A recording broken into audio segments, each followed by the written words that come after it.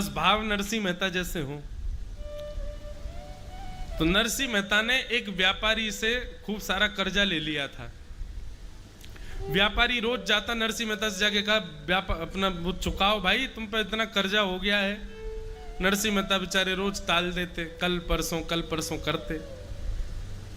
दो प्रकार के लोग होते हैं, एक तो होते हैं कि उनके पास होता है लेकिन वो देते नहीं है, लेकिन कई लोग होते हैं बेचारे उन पे व्यवस्था ही नहीं बन पाती, क्या करें, नरसिंह मेहता जैसे। एक दिन व्यापारी को क्रोध आ गया, उसने कहा कि हे नरसिंह, तुम बार बार कह देते हो ये है वो है, ऐसे काम नहीं चलेगा, तुम अपनी कोई बहुमूल्यवान वस्तु मेरे पास गिरवी रखो, जब तक तुम चुकाओगे नहीं तब तक वो वस्तु मेरे पास ही रहेगी। नरसिंह मेहता बोले क्या दूं बताओ। तो नरसिंह मेहता केदार राग गाते थे। अभी राग जो चल रहा है ना कथा में, ये केदार राग ही है, इसीलिए हमको नरसिंह मेहता की याद आई। तो राग केदारा इतना सिद्ध था नरसिंह मेहता को कि जब नरसिंह मेहता केदार राग गाते थे तो ठाकुर जी के मंदिर में ठाकुर जी की जो माला थी वो गले से टूट के गिर जाती थी। कितने भी राग गा लें उन रागों में नहीं गिरती थी। जैसे ही वो केदार गाते थे तुरंत ठाकुर जी की माला गिर जाती थी और जितनी जनता आती थी सब तालियां बजाती थी नरसिंह मेहता के ऊपर। नरसिंह मेहता की इस स्थिति को देख करके व्यापारी ने कहा तुम अपना राग केदार गिरवी रखो, जब तक तुम मुझे नहीं चुकाओगे अपना पैसा तब तक तुम राग केदार नहीं गाओगे। नरसिंह मेहता बोले ठीक है भैया, नहीं गाएंगे राग केदार। अब उसी दिन जिस दिन नरसिंह मेहता ने अपना राग गिरवी रखा, उसी दिन कुछ लोगों ने नरसिंह मेहता को पाखंडी बताया था। उन्होंने कहा ये पाखंड करता है, इतनी पतले सूत की माला पहनाता है ठाकुर जी को कि वो पहले सारे राग गा देता है, जैसे वो धागा टूटने वाला होता है सोई राग केदार गा देता है। आज माला हम बना करके लाएंगे, आज यदि माला टूटी तो मानेंगे कि हाँ नरसिंह मेहता के राग में सामर्थ्य है, और आज यदि माला नहीं गिरी तो नरसिंह मेहता पाखंडी घोषित हो जाएगा। और आज ही नरसिंह मेहता अपना राग गिरवी रख के आए थे, आज उनको गाना नहीं था। अच्छा एक बात तो है, यहां जितने भी कृष्ण भक्त बैठे हैं, सीधे सीधे कृष्ण भक्त अपना जीवन जी ले तो समझ लो कृष्ण भक्त है ही नहीं। ऐसे घुमाव आएंगे, ऐसे मोड़ आएंगे, ऐसे कभी नीचे कभी ऊपर, कभी दुल्लर तिल्लर होता ही रहेगा बेचारा। उसकी पूरी जीवन में अगर वो सुखपूर्वक जी रहा है तो समझो कि वो कृष्ण भक्त है ही नहीं है। इसका मतलब ये नहीं है कि आप ये सोच लो कि कृष्ण भक्त को सुख नहीं है। हाँ एक सुख है ना, क्या सदा श्री कृष्ण उसके साथ है, इसका सुख उसको बना रहता है।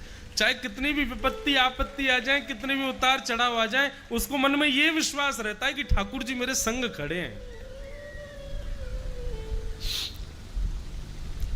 नरसिंह मेहता पहुंचे तो देखा आज तो बड़ी भीड़ लगी है। नरसिंह मेहता बोले भैया आज इतनी भीड़ कैसे?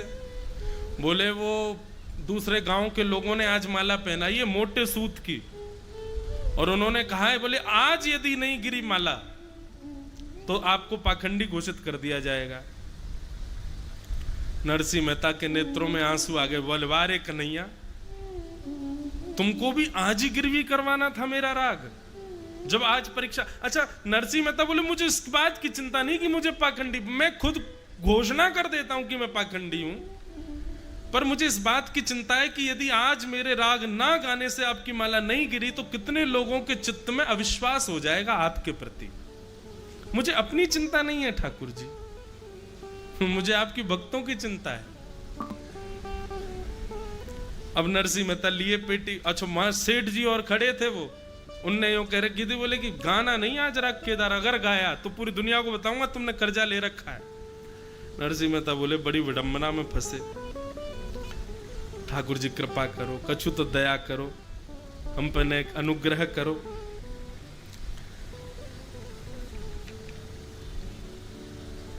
नरसिंह मेहता विविध विविध राग गाने लगे। सब लोग कहे ए केदार शुरू करो, नरसिंह मेहता कहे हाँ अभी यमन गा दूं फिर गाऊंगा केदार, फिर बाद में कहें देश गा दूं फिर गाऊंगा केदार। ठाकुर जी से नरसिंह मेहता की विचलनता देखी नहीं गई। एक रूप से तो ठाकुर जी मंदिर में खड़े थे, दूसरे रूप से ठाकुर जी नरसिंह मेहता का रूप धारण किए और धारण करके सीधे उस सेठ की दुकान पे पहुंचे। सेठ जी आ गए थे वहां से वापस। सेठ जी के पास जाकर के नरसिंह मेहता बोले, देखो आज हमने राग गाया नहीं। बोले, बहुत बढ़िया, आप गाना नहीं जब तक पैसा वापस नहीं करो। नरसिंह मेहता ने उठा करके पोटली रख दी। नरसिंह मेहता थोड़ी थे भगवान थे। बोले, लो तुम्हारा सारा कर्जा वापस, हमारा राग मुक्त करो। बोले, अच्छा इतना धन कहां से आया? बोले, ये पूछो नहीं कहां से आया, हमने कर दिया ना वापस, अब हमारा राग मुक्त करो। सेठ जी ने कहा, राग केदार मुक्त किया। नरसिंह मेहता ने अपना सारा कर्जा चुका दिया, पत्र पर लिख करके ठाकुर जी को दे दिया। ठाकुर जी तो आकर के खड़े हो गए।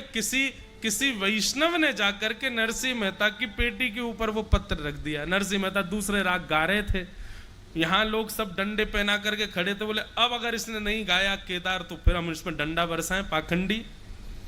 नरसिंह मेहता के नेत्र खुले, सब बोले, अब केदार गाओ। नरसिंह मेहता बोले, कैसे गाऊं, क्या करूं? तभी वो पत्र रखा था। जैसे ही नरसिंह मेहता ने खोल के देखा तो सेठ जी के हस्ताक्षर। बोले, राग केदार मुक्त हो गया है, आपका सारा धन चुका दिया है। आहा, नरसिंह मेहता ने जैसे ही पत्र देखा तो अंदर मंदिर में जब झांक करके देखा तो ठाकुर जी के दतुइयां दिख रही थी। ठाकुर जी मुस्कुरा रहे थे। बोले, अब गाओ।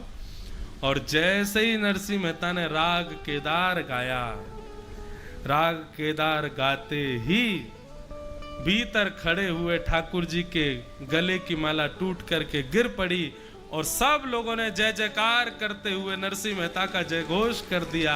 ठाकुर जी की जय जयकार, नरसिंह मेहता की जय जयकार, भक्ति की जय जयकार होने लगी सब जगह। हाँ हाँ।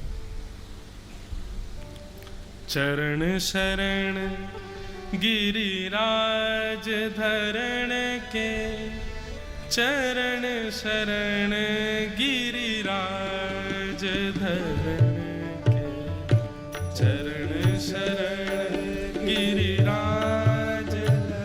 बंधु, ये राग सिद्ध है। ठाकुर जी ने नरसिंह मेहता से कह रखा है, यदि कोई वैष्णव राग केदार गाएगा तो मैं एक क्षण के लिए वैकुंठ की पदवी छोड़ करके उसके सामने आऊंगा और सुनूंगा बैठ करके। इसलिए चलो विदिशा में ठाकुर जी को बुला लें, सब लोग मेरे साथ गाना। और देखो, राग की चिंता मत करना, स्वर की चिंता मत करना, अनुराग में गाना, भाव से गाना।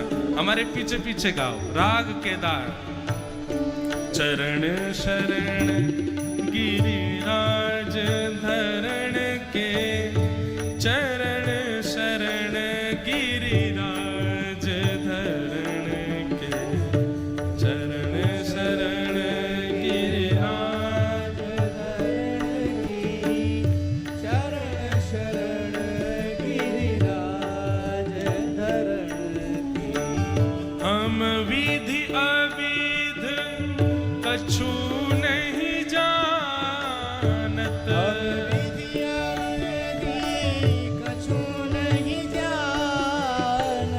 हम विधि अविध कछु नहीं जानत,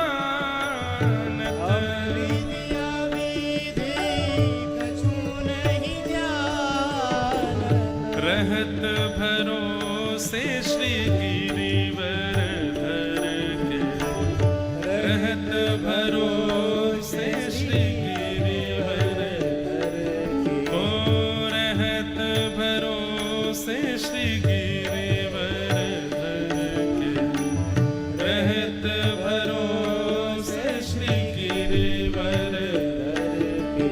चरण शरण गिरिराज धरण के, चरण शरण गिरिराज धरण के, चरण शरण गिरिराज धरण की, चरण शरण गिरिराज धरण के, चरण शरण गिरिराज धरण के, चरण शरण गिरिराज गिरिराज धरण की, चरण शरण गिरिराज। कृपालु, कितने दयालु ठाकुर जी। सब पर कृपा करते। पूतना के ऊपर दया की ठाकुर जी ने, उसको सदगति प्रदान की। और अब ठाकुर जी 3 महीना के है गए। 3 महीना के जैसे ही ठाकुर जी भये तो ठाकुर जी को करवट उत्सव भयो। ठाकुर जी ने पहली बार करवट बदली। पूरे ब्रजमंडल में नगाड़े बजने लगे। सब ब्रजवासी पूछे कहाँ भयो, कहाँ भयो, कहाँ भयो। बोले अरे नंद के लाला ने करवट ली है भैया, ये हमारे नगाड़े बज रहे हैं। वृंदावन में